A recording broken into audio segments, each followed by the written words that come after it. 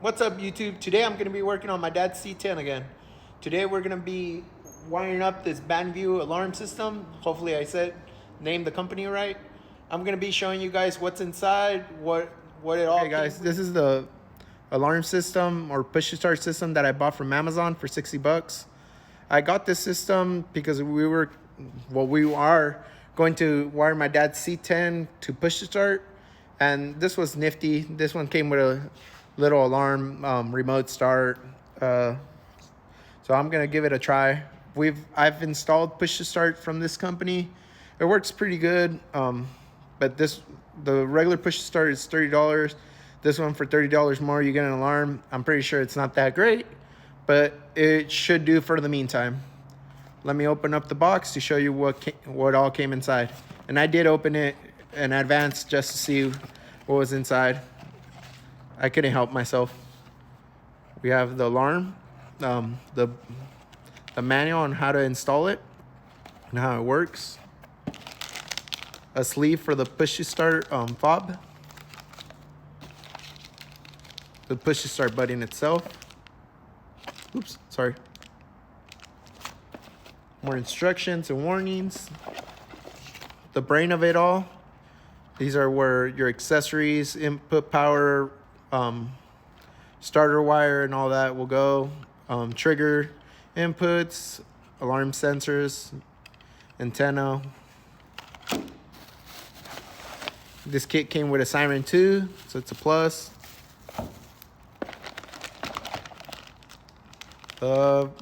Impact sensor and the light, I believe.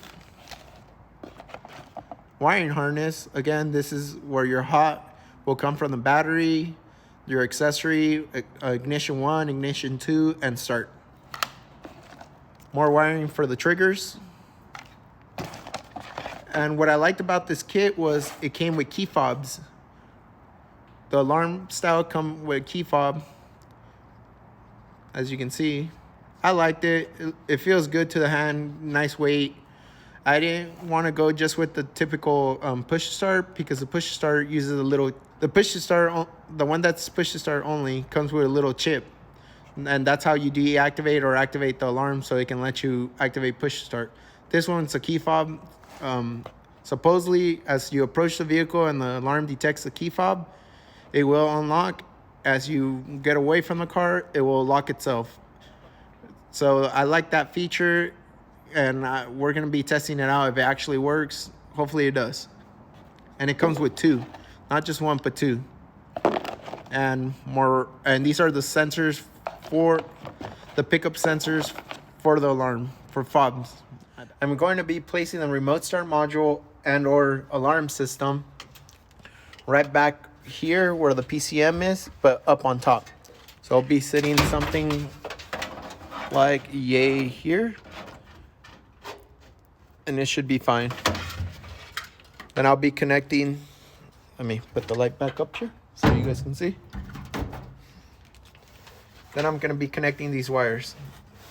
This is pretty simple, easy going. This is constant 12 volts for ground. Yellow's remote start. White on this harness is, let me get it. White is ignition 1. So ignition 1 will be constant power even on remote start. Blue is accessory for like your radio. And brown is on 2, which is your which is ignition. Brown is ignition 2, which has power constant except on remote start and key off, same as ignition 1. Okay, first step I did was to screw the module in place. Like I said before, I'm gonna screw it on. I screwed it above the PCM. Now what I'm gonna do is, well, I already did, but I had the wires connected to figure out where it's gonna be, where I wanted this to be run. It's gonna be someone like this. So I know exactly where I need it. I need it to be over on this harness behind the dash. That's where I have my main positive, my grounds, and I have all my remotes and ignitions right here. So I have enough room here to work with. So now what I'm gonna do to make this a little bit more neater is tape this all up to the point that I have like about 2-3 inches at the end to work with. And there you go. That's pretty much it. I'll finish taping off these ends once everything is welded on and heat shrinked into place. But you guys get the idea of how it's gonna be going on. Next, what I'm gonna do is connect my starter wire, my ignition wire, and my constant. I am not gonna be using the remote for right now. The remote's gonna be for any accessory, well, not remote, accessory one. That's gonna be used for the stereo or any lights that I'm gonna add on. Ground, I'll be installing it after I install these 3 wires, and ignition 2 will not be used just because I don't need it right now. Later in the future, if I need another ignition, I have this one available. I'm also going to be welding the positive for my airbag switch onto the constant 12 volt, just because it needs a constant 12 volt. I mean, I can run it off of an accessory or ignition, but I want to have it that if the key's off, I can still use my air ride switch.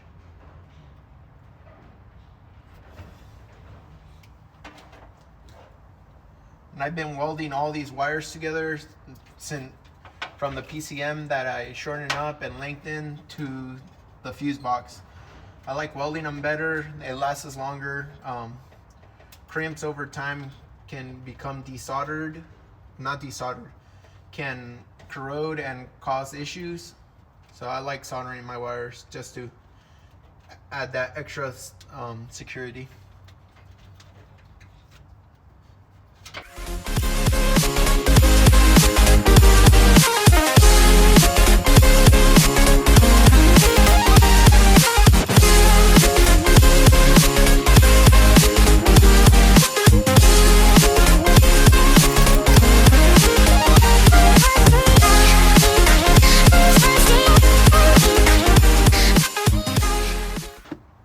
Now it's just time to tape all of this together, all this part for the control module together, except for these 2 wires. I'm just going to leave them dangling down, so when it comes time to use them, that they're free. I don't have to rip up the tape to find them or get them out.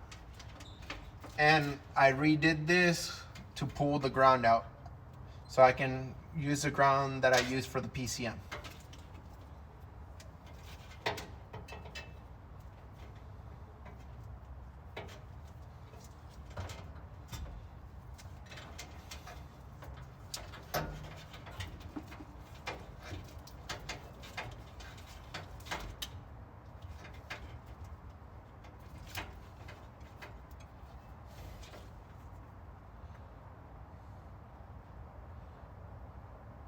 Don't you guys hate when the tape does this? Because I sure do.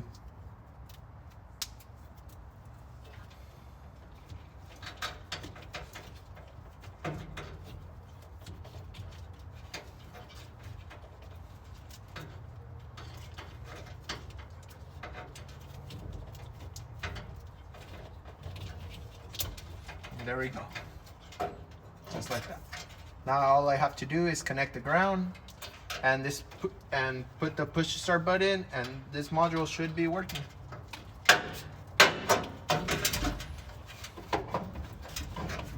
You know what? Before connecting it, I'm gonna crimp a ground lead to the black wire so I can screw it into this stud that I have for ground.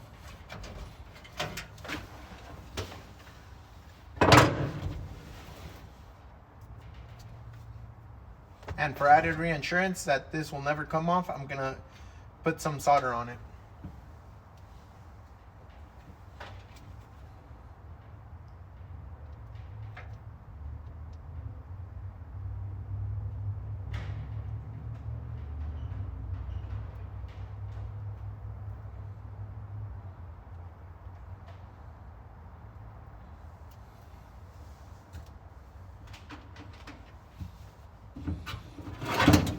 And there we go.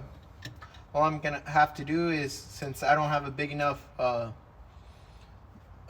crimp to fit over the 10 stud, I'm just gonna cut it open and split it apart a tad bit.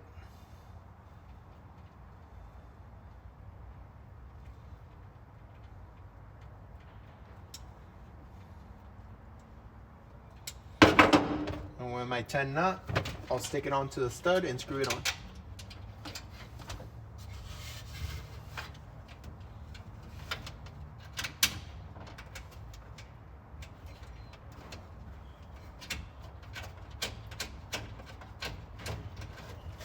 To remove the PCM out of the way to screw the stud.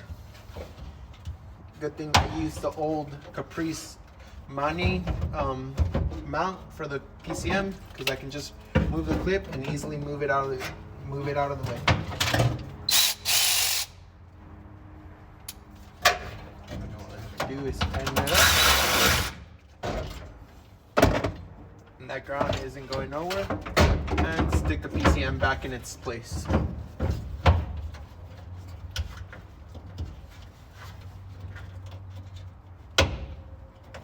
And there you go. Now I can put the plug on the module back on.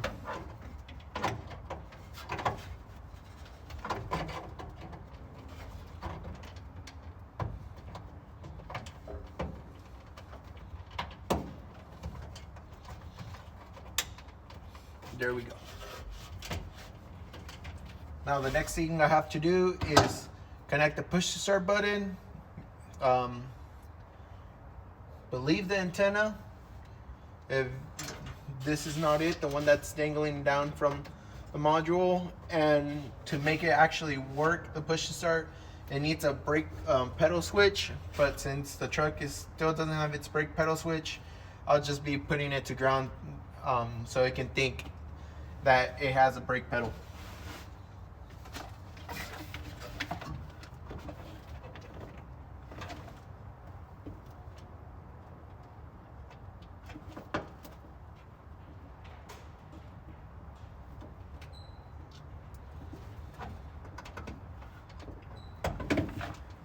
And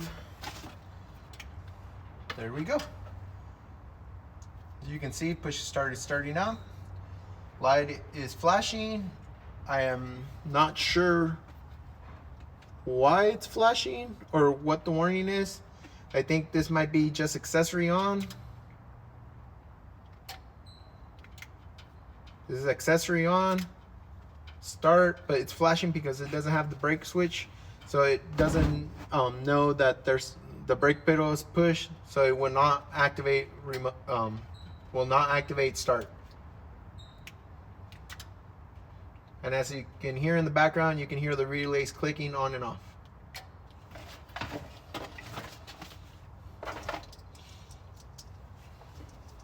Next thing I will be hooking up is this wiring harness. And what this will do is let me hook up basically my brake pedal switch, which is this green one, if I'm not mistaken. Oh, I was mistaken. The one that we need for the brake pedal is the brown and black, and it has to detect positive. It has to be positive. My bad. It's a positive that it detects, not a ground. And here it is. All these other wires, as you can see in the book, go for the lighting, for the trunk release, windows down, for the door switches, emergency brakes, and siren. But for the meantime, I'm not going to be connecting none of that because I don't know where the sirens are going to go. I don't know where, well, I know where the open door switches are going to go, but I don't have them, so I can't install them. The siren, I'm still deciding where I'm going to put it at, and so on. But just for the meantime, like I said, I'm going to wire this one just so you guys can hear and see the function of the push to start.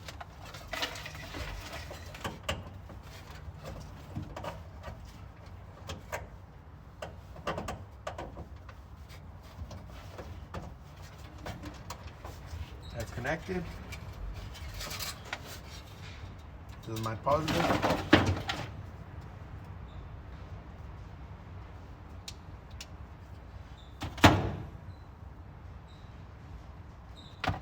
And I'm gonna use my dash pins to connect the positive. I know the pink one is power constant because I know pink on GM is not power constant but remote, and I still have them labeled. So I'll just put it in the pin for now, just because I'm not running the dash.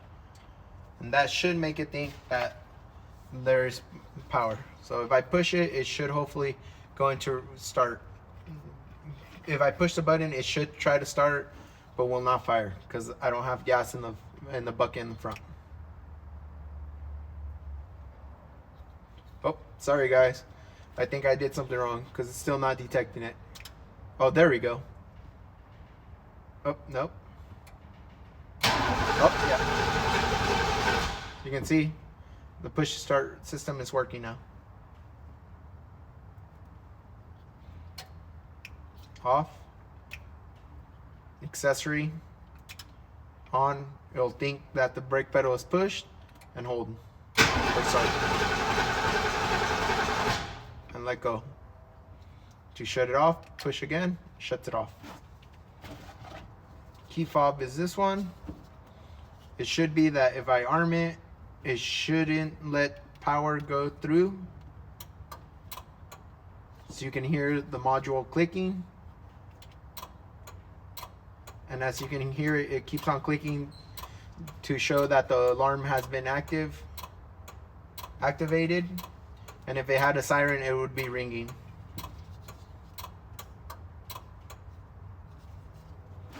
Well guys, the push to start is successfully installed. Like I said again, it's the button is temporary placed, well, dangling. All those extra wires will be ran in the future. I just have to first get the door switches, finish wiring up my lights to hook up the lights so when the alarm goes off, the lights will flash, and see where I want to place the siren so we can hear some noise. Well guys, before wrapping this up, I just connected the siren temporarily and I connected the impact sensor. As you can hear the alarm go off and disarm. And this alarm after 30 seconds will reactivate itself. And as you can see, I put the shock sensor right behind the dash where it will receive hopefully the best signal of shock, just because it's right in the point of where the door closes, where the pedals are and everything. As you can hear, alarm just kicked on. I've been messing around with the settings for the sensitivity. They're all right. It doesn't really detect that well. It'll show up on the LED that it does, but it won't start ringing after like 4 detections. As you can see, there's a little red light. Hopefully you can see. Oh, I guess now it did, but it gives you a warning. So you smack it again, it'll start ringing again. This time for a longer time.